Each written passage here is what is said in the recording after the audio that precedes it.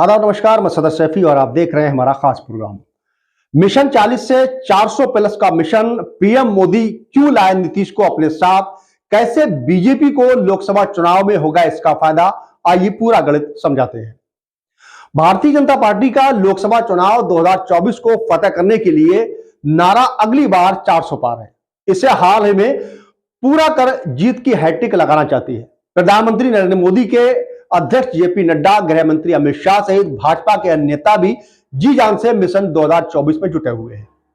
बिहार की 40 लोकसभा सीटों पर जीत हासिल करने का लक्ष्य रखा गया है। 40 से 400 प्लस पर निशाना साधने के लिए पीएम मोदी ने अपने खेमे में नीतीश कुमार को जोड़ लिया है। आइए जानते हैं कि इससे बीजेपी को कैसे फायदा हो सकता है। दरअसल नीतीश और लालू एक साथ मिलकर पेश कर सकते थे चुनौती। वहीं एनडीए ने 2019 के लोकसभा चुनाव में बिहार की 40 से 39 सीटों पर जीत हासिल की थी। तब इसमें बीजेपी, जदयू और लोक जनशक्ति पार्टी शामिल थी। अब नीतीश कुमार वापस एनडीए में आ गए हैं तो बीजेपी की बिहार में वही प्रदर्शन दोहराने की उम्मीद बढ़ गई है। भगवा पार्टी ने 2024 के लोकसभा चुनाव में 400 का आंकड़ा पार करने का टारगेट सेट किया है। बिहार में पिछले प्रदर्शन दोहराए बगैर ये लक्ष्य हासिल करना मुश्किल होगा, इसलिए नीतीश को पीएम मोदी ने अपने साथ जोड़ लिया। बीजेपी के लिए नीतीश और लालू एक साथ मिलकर बिहार में बड़ी चुनौती पेश कर सकते थे, खासतौर से हाल ही में जाति सर्वेक्षण के बाद जिसका समर्थन सीएम ने भी किया था। अति पिछड़ा वोटर्स आ सकते हैं, वहीं एनडीए के पाले में इसकी भूमिका हो सकती है। वोट बैंक के लिहाज से देखें तो बीजेपी को लगता है कि सीएम नीतीश के आने से अति पिछड़ा वोटर्स एनडीए के पाले में आ सकता है, जो कुछ समय पहले तक बीजेपी के लिए एक मुश्किल टास्क दिखाई दिया था। बिहार में अति पिछड़ा 36% है। यह बिहार की सबसे बड़ी आबादी है। पिछड़ा 27 और एसटी 20%, स्वर्ण 15% और एसटी 2% है। ऐसी ट्रेडा देखा गया है कि नीतीश कुमार को महिलाओं भी बढ़कर चढ़कर वोट करती है। वहीं कर्नाटक विधानसभा चुनाव के बाद ऐसा माना जा रहा है कि बिहार में हुए जातिगत सर्वे को आधार बनाकर विपक्षी दल बीजेपी को लोकसभा चुनाव में घेरेगी। हालांकि जातिगत सर्वे करवाने वाले मुख्यमंत्री नीतीश कुमार की एनडीए में एंट्री के साथ ही विपक्षी दलों ने हाथ में से एक बहुत बड़ा मुद्दा दूर हो गया। साथ ही कर्पूरी ठाकुर को भारत रत्न देकर पीएम मोदी ने बिहार के जातिगत गणित को साधने की भी कोशिश की है। जातिगत समीकरण पर एनडीए गठबंधन की पकड़ हुई मजबूत, उसको लेकर लगता है कि ज्यादा अब राजनीति तेज होगी। नीतीश कुमार के भाजपा से जुड़ने के बाद बिहार की राजनीति में जातिगत समीकरण पर एनडीए की मजबूत पकड़ हो गई है। जीतन राम मांझी, उपेंद्र कुशवाहा, चिराग पासवान जैसे नेता यदि एनडीए के साथ बने रहते हैं तो एनडीए का वोट शेयर 60% और पार हो सकता है। पिछले लोकसभा चुनाव में एनडीए को लगभग 53% वोट मिले थे और उसमें 39 सीटों पर जीत हासिल की थी। ऐसे में जदयू की एंट्री के बाद एनडीए का मिशन 40 बहुत हद तक करीब दिखता है। वही आंकड़े बताते हैं कि जदयू को भी अकेले के बजाय गठबंधन में चुनावी मैदान में उतरने का फायदा होता है। साल 2014 में बिहार के तीनों बड़ी पार्टियां राजद, जदयू और भाजपा ने अलग अलग चुनाव लड़े थे।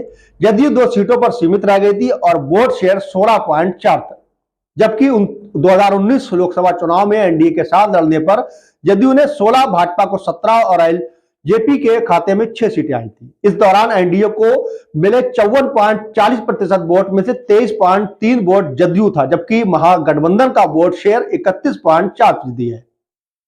2022 में नीतीश राजद के साथ चले गए, इसलिए महागठबंधन के खाते में जदयू का 22.3% वोट जुड़ा। साल 2024 में महागठबंधन पर बढ़त हासिल करने के लिहाज से नीतीश का आना फायदेमंद हुआ। भाजपा के लिए फायदेमंद अब भी हो सकता है, क्योंकि आरजेडी महागठबंधन के साथ पहुंचा है। जदयू, जिसका 22.3% शेयर वोट फिर एनडीए के खाते में जुड़ सकता है। वहीं 2009 लोकसभा चुनाव में भाजपा और जदयू के लिए अच्छी खबर लाए थे। दोनों पार्टियों ने गठबंधन कर 37.97% वोट शेयर किए थे, साथ ही 32 सीटें अपने नाम की थी। तब जदयू 25 सीटों में से 20 पर जीती थी और 15 सीटों पर लड़ने वाली भाजपा को 12 सीटें मिली थी।